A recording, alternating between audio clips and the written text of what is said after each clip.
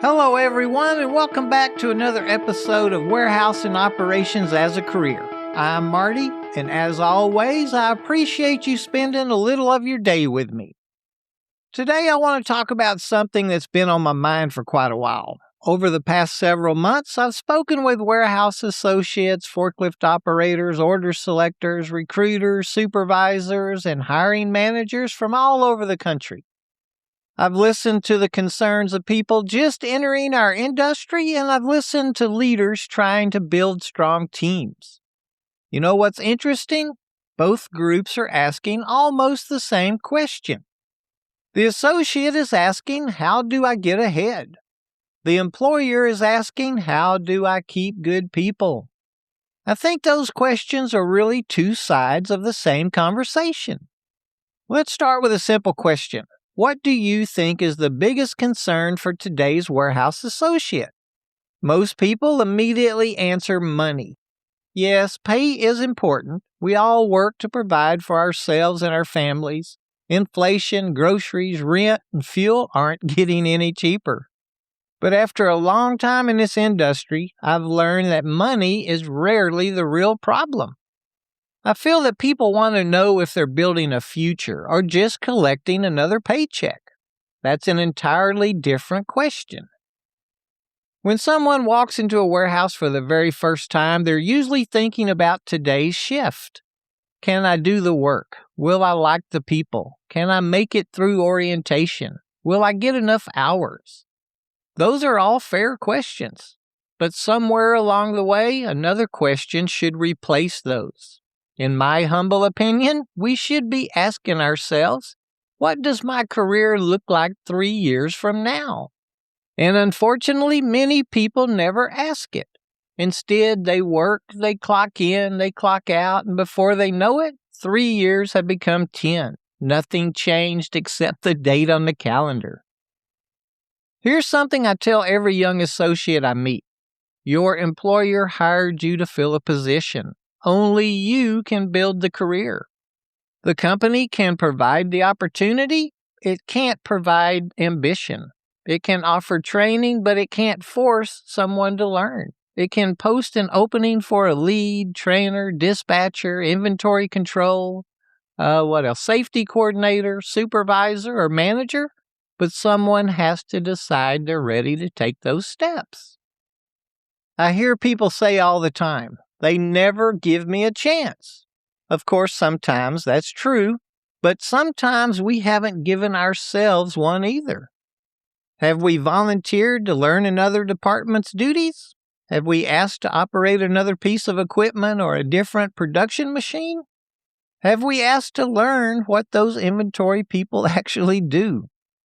Do we understand receiving, shipping, quality control, cycle counts, warehouse management systems, transportation, planning, and customer service?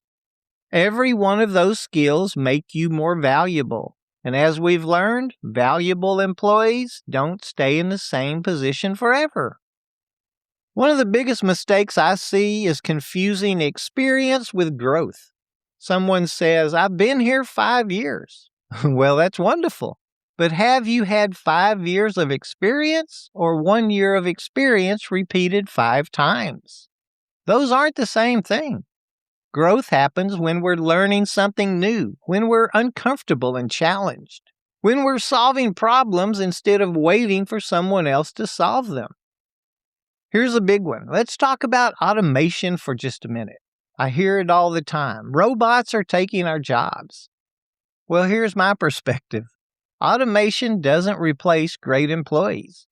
It can replace repetitive tasks. Someone still has to maintain the equipment, program the systems, analyze the inventory, manage the workflow, lead the team, and interpret the data. Solve the problems technology can't solve. The more skilled you become, the more valuable you become in an automated world. I think technology should motivate us to learn more, not scare us into standing still. Another thing I hear all the time is, I don't have time to learn things and online classes take so many hours, or my company wants us to stay over to learn something new. I always ask, what are you doing that keeps you from having the time to invest in yourself? What did you watch on TV last Tuesday night, and what was the plot of the program? I don't get many answers. Okay, that was just a thought. Now, where was I? Okay, now let's talk about something every supervisor notices: dependability.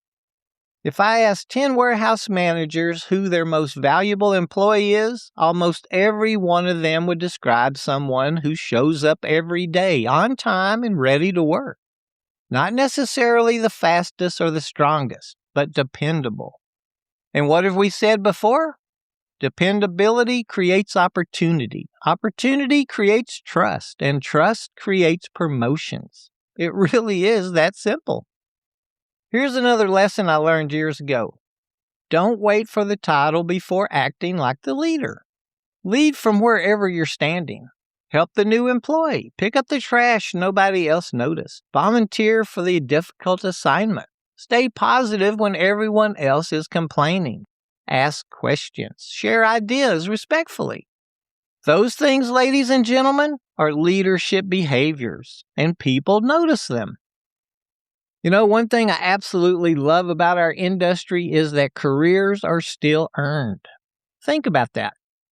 There are very few industries where someone can begin unloading trucks, become a forklift operator, learn inventory, move into training, become a lead, a supervisor, a manager, a director, or a vice president.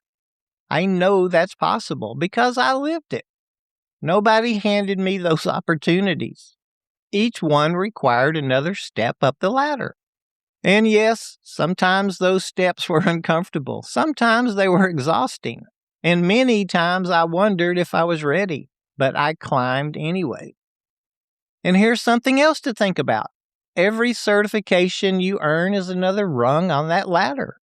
Your powered industrial truck certification, first aid, CPR, and AED, CRACE, stop the bleed, OSHA training, leadership classes, the Microsoft Excel and Word programs, warehouse management systems, inventory control, maybe a little public speaking, communication. Every one of those skills separates you from the crowd, because when opportunity comes, preparation wins.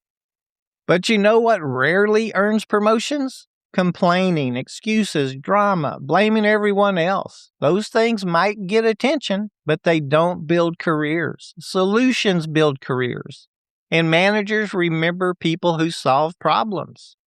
They remember people who volunteer, and they're going to remember people who make everyone's job easier. Okay, we've been closing with a challenge for the week, so here's this week's. When you walk into work tomorrow, don't ask yourself, what do I have to do today? Ask yourself, what can I learn today? One question changes your schedule, the other changes your future. And anything counts. Maybe you ask to learn something new like shipping paperwork, or you spend 15 minutes talking with inventory control, or maybe you ask your supervisor why something is done a certain way. I think curiosity builds careers. And here's another challenge for us. Write down the job you want 3 years from now. Not tomorrow, but 3 years from right now. Then ask yourself, what skills does that person have that I don't have yet? Now you have a roadmap. Our careers aren't built by accident. They're built intentionally by us. One skill, one lesson, one opportunity, one day at a time. Okay, I'll leave you with this. The career ladder in warehousing, production, transportation, manufacturing, and distribution, it hasn't disappeared. In fact, I'd argue it's stronger than it's ever been. Companies need leaders and trainers. They need technicians, safety professionals, dispatchers, machine operators, inventory specialists, and operations managers. The opportunities are there. The ladder is standing exactly where it's always been. The question is, are you still climbing, or did you stop on the first rung? If today's episode encouraged you, challenged you, or reminded you that your future is still being written, I'd appreciate it if you'd share it with a coworker, a friend, or someone who's just getting started in our industry. Until next time, keep learning and improving. Keep showing up every day, and remember, your job may get you through today, but your commitment to learning is what builds careers tomorrow. Everyone have a safe shift, and I hope to see you back here in 2 weeks.